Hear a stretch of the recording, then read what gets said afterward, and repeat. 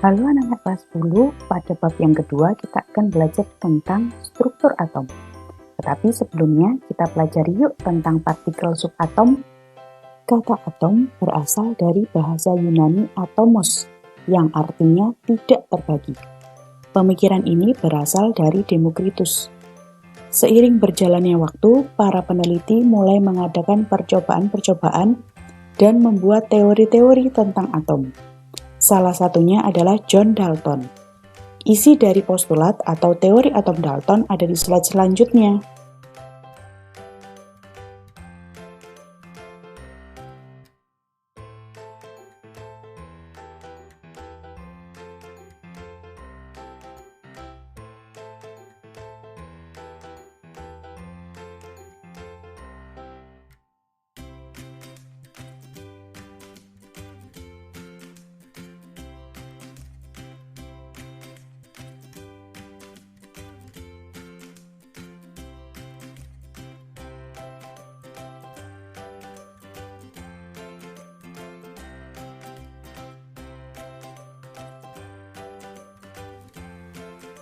Pada bagian ini kita akan bicara tentang struktur dan perkembangan model atom. Namun sebelumnya kita harus mengetahui bahwa ada 3 partikel subatom, yaitu elektron, proton, dan neutron, yang penemuannya akan kami ceritakan secara singkat di slide-slide berikutnya. Yang pertama tentang elektron. Penemuan elektron diawali dengan percobaan tentang hantaran listrik melalui tabung hampa yang dikembangkan oleh Sir William Crookes, yang kemudian semakin diteliti lebih lanjut oleh Joseph John Thomson. Inti dari percobaan ini adalah berkas sinar katoda yang dilewatkan pada medan listrik atau medan magnet. Sinar katoda yang awalnya merambat lurus ternyata berbelok saat dilewatkan pada pelat bermuatan. Sinar ini berbelok menuju pelat positif, artinya sinar ini bermuatan negatif. Ingat, kutub-kutub berlawanan saling tarik-menarik. Sinar katoda inilah yang kemudian dikenal dengan nama elektron.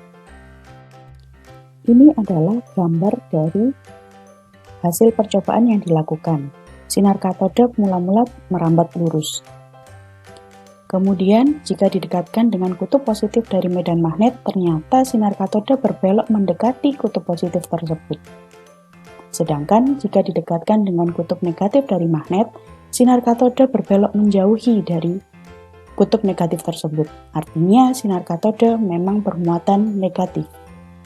J.J. Thomson beranggapan bahwa suatu atom adalah seperti sebuah bola pejal atau padat di mana elektron-elektronnya tersebar begitu saja.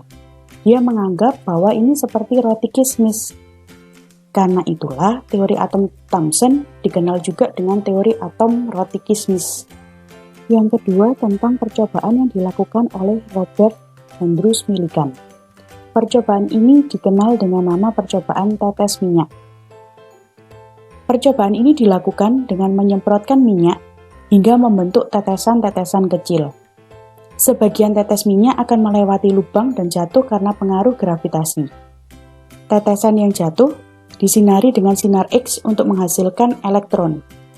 Di bagian bawah diberi pelat sebagai kutub negatif, sehingga tetes minyak yang bermuatan negatif akan mengalami gaya tolak listrik. Pergerakan tetes minyak diamati menggunakan mikroskop dan melalui perhitungan didapatkan muatan elektron. Berikutnya adalah tentang penemuan inti atom. Penemuan ini berawal dari percobaan oleh Ernest Rutherford.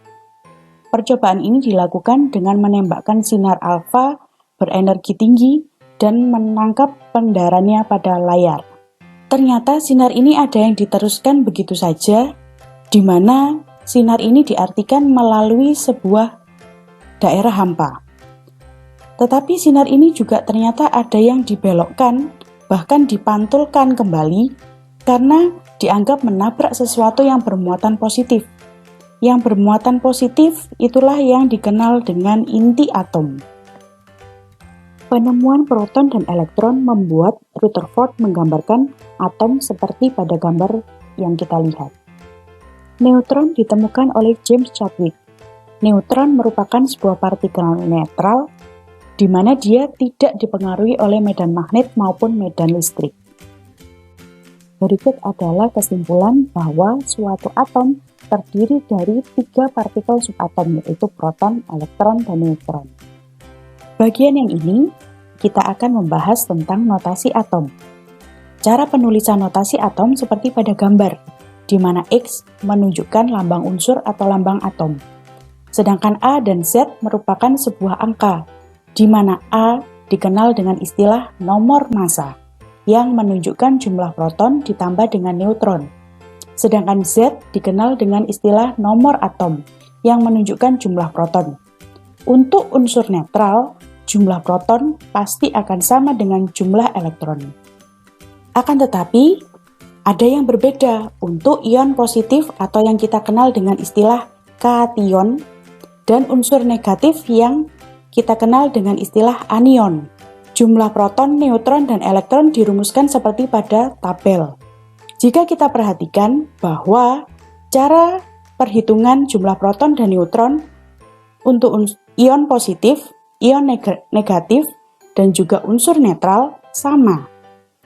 Tetapi untuk jumlah elektronnya ada yang berbeda, di mana untuk ion positif, jumlah elektron adalah jumlah proton dikurangi muatannya.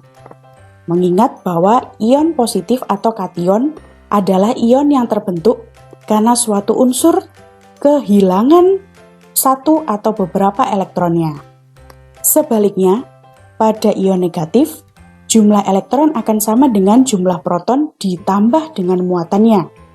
Mengingat ion negatif atau yang kita kenal dengan nama anion adalah suatu ion yang terbentuk karena unsur menangkap satu atau beberapa elektron. Notasi atom biasanya kita temukan pada tabel periodik unsur seperti yang kita lihat pada slide ini. Ada beberapa cara penulisan dalam tabel periodik unsur, tergantung jenis tabel periodik yang kita gunakan, tetapi intinya sama. Semuanya menunjukkan lambang unsur, nomor atom, nomor massa. Pada contoh yang pertama, lengkap dengan sifat fisiknya. Contoh yang kedua hanya menunjukkan lambang unsur, nomor atom, nama unsurnya, dan nomor massanya. Sedangkan contoh yang ketiga hanya menunjukkan lambang unsur, nama unsur, nomor atom, nomor massa yang dituliskan seperti pada contoh penulisan nomor atom. Bagian yang terakhir, kita akan membahas tentang isotop, isobar, dan isoton. Isotop merupakan 2 atau lebih unsur yang sama, di mana nomor atomnya pasti sama, tetapi nomor massanya berbeda. Sedangkan isobar merupakan atom unsur yang berbeda, tetapi mempunyai nomor massa yang sama. Isoton merupakan unsur-unsur yang berbeda, tetapi jumlah neutronnya sama. Ini adalah contohnya. Kita lihat pada isotop, unsur-unsurnya sama. Ada 3 macam C. Nomor massanya berbeda, ada yang 12, 13, dan 14. Contoh yang lain adalah O. Ada 2 macam O. Nomor massanya berbeda, ada yang 16, ada yang 18, tetapi nomor atomnya sama, karena dia merupakan unsur yang sama. Contoh isobar adalah C14,6 dan N14,7. Kita bisa perhatikan bahwa nomor massanya sama-sama 14. Tetapi nomor atomnya berbeda. Yang C nomor atomnya 6, sedangkan yang N nomor atomnya 7. Contoh dari isoton ada 2 pasang. Yang pertama C13,6 dan N14,7. Jika kita hitung, jumlah neutronnya sama-sama 7. Contoh yang kedua adalah C14,6 dan O16,8. Jika kita hitung, jumlah neutronnya sama-sama 8. Akhir kata, terima kasih atas perhatiannya pada pembelajaran kali ini. Bangun rumah pakai beton. Tata ruangan dengan kreatif. Coba hidup seperti proton agar pikiran lebih positif. Terima kasih semuanya. Sampai bertemu di pembelajaran berikutnya.